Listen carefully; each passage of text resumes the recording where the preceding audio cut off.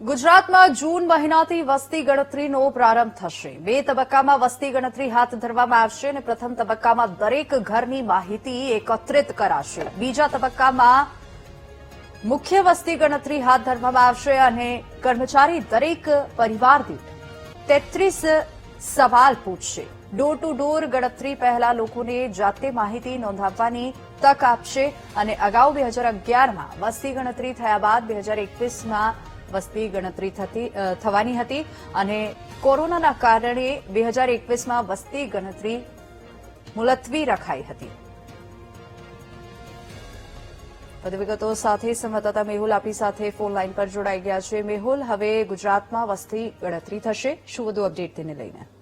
બિલકુલ વાત કરવામાં આવે તો વસ્તી ગણતરી જે એપ્રિલની અંદર થવાની હતી, પરંતુ સ્થાનિક સ્વરાજની જે ચૂંટણીઓ છે તેને લઈને તે મુલતવી રાખવામાં આવી હતી।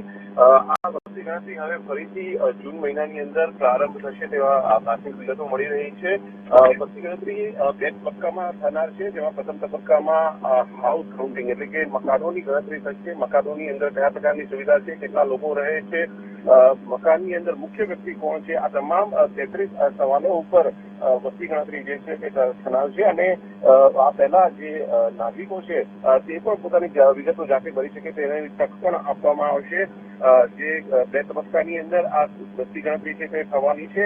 પ્રથમ તબક્કો જે છે તે હાઉસ જે કાઉન્ટિંગનો હશે, મકાનોની ગણતરીનો, અને ત્યારબાદ મુખ્ય વસ્તી ગણતરી આવનાર વર્ષ 2027માં થશે। જી બિલકુલ મેહુલ, આભાર સમગ્ર માહિતી બદલ।